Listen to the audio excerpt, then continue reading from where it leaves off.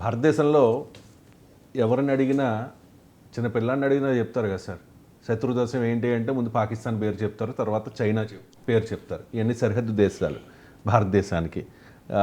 ఈ రెండు దేశాలతోనూ భారత్కు చాలా రకాలైన సమస్యలు ఉన్నాయి. ఇప్పుడు కాంగ్రెస్ పార్టీ మొదటి నుంచి కూడా చైనాకి ఫేవర్గా ఉంటుంది అని చెప్పి భారతీయ జనతా పార్టీ అపోజ్ చేస్తూ ఉంటుంది కదా సార్. చైనా నుంచి ఫండ్స్ వచ్చాయి రాహుల్కి, సోనియాకి అని చెప్పి గత ఎన్నికల్లో కూడా కామెంట్ చేసిన పరిస్థితి. ఇప్పుడు ఈ కాంగ్రెస్ పార్టీ అంతర్జాతీయ వ్యవహారాలు చూసే అంటే అంతర్జాతీయ విభాగం అధ్యక్షుడు శ్యామ్ పిట్రోడా కామెంట్ చేశారు సార్. దాన్ని భారతీయ జనతా పార్టీ టార్గెట్ చేస్తోంది. చైనాను శత్రు దేశంగా చూడొద్దు అని చెప్పి. తప్పకుండా ఇప్పుడు రాజకీయంగా దౌత్యపరంగా చూసినప్పుడు ఇందులో తప్పేం లేదండి. ఎందుకంటే చైనా మనకేం శత్రు దేశం కాదు. మనం బ్రిక్స్లో ఉన్నాం చైనాతో కలిసి. అలాగే షాంఘై ఇనిషియేటివ్, దాని పేరే Shanghai initiative. Shanghai is in China. Shanghai ఆధారంగా ప్లీజ్ వర్ధమాన దేశాలను ఒక చోటికి చేర్చేటటువంటి ఒక చొరవ ప్రక్రియలో మనం ఉన్నాం. అలాగే బ్రిక్స్లో కూడా మనం ఉన్నాం. వీటన్నిటిలో చైనాతో ద్వైపాక్షిక సంబంధాలు ఎందుకు పాటిస్తున్నాం మనము? అలాగే నరేంద్ర మోదీ కూడా షీ జిన్పింగ్ కొత్తగా అధ్యక్షుడు అవగానే మోదీ, జయశంకర్ వీళ్ళందరూ కలుసుకున్నారు. చైనాకు ఇండియాకు మధ్యలో సరిహద్దు ఘర్షణలు ఉన్నాయి. 1962 నుంచి కొనసాగుతున్నాయి సరిహద్దు ఘర్షణలు, స్పర్ధలు ఉన్నాయనేది చాలా నిజం. కానీ శత్రు దేశంగా ఇండియా చూడడం లేదు. బీజేపీ అంటుందని నేను ప్రశ్నిస్తున్నాను.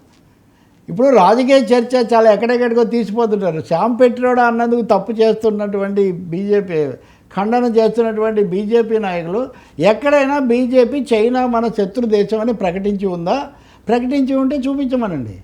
జాగ్రత్త పడాలి, మన ఆత్మరక్షణ చూసుకోవాలి, మన ప్రయోజనాలు కాపాడుకోవాలని చెప్పడం వేరు. కానీ ప్రపంచంలో అతి పురాతనమైన నాగరికత కలిగిన రెండు అతిపెద్ద జనాభా కలిగిన దేశాలుగా ఇండియా, చైనా, ఆ తర్వాత రష్యా, ఈ మూడు ఇలా ఉన్నాయి కాబట్టే ప్రపంచం ఇలా ఉంది. ఈ మూడు కనుక ఇప్పుడు మీరు పాకిస్తాన్తో ఎలా సంబంధాలు తెంచుకున్నారో, పాకిస్తాన్తో మాట్లాడకుండా ఎలా ఉన్నారో, చైనాతో మనం ఎప్పుడూ అలా లేము. సో చైనాను శత్రు దేశంగా ఇండియా ప్రకటించలేదు. కానీ కాంగ్రెస్ పార్టీ, నేను కాంగ్రెస్ బీజేపీ ఏంటి సార్? నా దేశం గురించి నేను మాట్లాడుతుంటే చెప్పారా? బీజేపీ చెప్పిందని నేను అడుగుతున్నా. మీరు బీజేపీ మీరు పాఠకులు భారతీయ జనతా పార్టీ మీరు చెప్పినప్పుడు ఎందుకు దాన్ని తప్పుపడుతున్నారు? బీజేపీ కనుక చైనా శత్రు దేశం అని చెప్తే మేము శత్రు దేశం, ఆగర్భ శత్రు దేశం అని మేము చెప్తున్నాము, మీరు చెప్పడం లేదని వాళ్ళని ఆక్షేపం మీరు చెప్పలేదు కదా. Let me sir, Congress party, Bharatiya Janata Party చాలా సైలెంట్గా ఉంది. మోదీ గవర్నమెంట్ చాలా సైలెంట్గా ఉంది. అరుణాచల్ ప్రదేశ్లో దాటుకుని ఇండియా భూభాగంలోకి చైనా దళాలు వచ్చేస్తూ ఉంటే సైలెంట్గా ఉందని చెప్పి కాంగ్రెస్ నాయకులు ఒకవైపు ఆరోపణలు చేస్తూ ఉన్నారు. మరోవైపు శ్యామ్ పిట్రోడా ఏమో చైనాను శత్రు దేశంగా చూడొద్దు అంటూ ఉన్నారు. ఈ స్టేట్మెంట్ తర్వాత కాంగ్రెస్ పార్టీ నుంచి ఒక అఫీషియల్ స్టేట్మెంట్ వచ్చింది సార్. ఇది శ్యామ్ పిట్రోడా పర్సనల్ విషయము, కాంగ్రెస్ పార్టీకి సంబంధం లేదు అని చెప్పి జైరామ్ రమేష్ కూడా కామెంట్ చేశారు. కావచ్చు సార్, కానీ మేము చైనాను శత్రు దేశంగా పరిగణిస్తున్నామని శ్యామ్ పిట్రోడా చెప్పాడా? అదే సాధారణ పౌరులు ఈ దేశంలో మీడియా డిస్కోర్స్లో కానీ సివిల్ డిస్కషన్లో కానీ మనం తెలుసుకోవాల్సింది ఏంటంటే అన్నది ఏమిటి, అననిది ఏమిటి.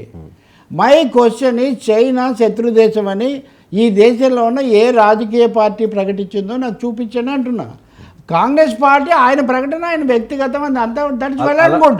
ఇంకోటి కూడా చెప్తున్నా, సరిహద్దు విషయాలు వచ్చినప్పుడు లేదా మీరు అన్న అరుణాచల్ ప్రదేశ్ వచ్చినప్పుడు కాంగ్రెస్, రాహుల్ గాంధీ కొన్నిసార్లు దూకుడుగా మాట్లాడే మాట కూడా నిజమే. కానీ వాళ్ళు కూడా ఎప్పుడు శత్రుదేశం అనలేదు. సో ఇదంతా ఒక నాటకం అంతే, రాజకీయ నాటకం తప్ప బీజేపీ, కాంగ్రెస్ రెండు కూడా చైనాతో మంచి సంబంధాలే పాటించాయి. వాజ్పేయి గారు ఏది విదేశాంగ మంత్రిగా ఉన్నప్పుడే చైనాకి వెళ్ళారు మొదటిసారి కొన్ని సంవత్సరాల తర్వాత. మోదీకి కూడా మంచి సంబంధాలే ఉన్నాయి. కానీ ఉన్నాయి, మీరు నేను మా స్నేహితులమే, కానీ మన మధ్యలో వైరుధ్యాలు కూడా ఉన్నాయి. అదేవిధంగా భారతదేశానికి చైనాకు కూడా ఉన్నాయి.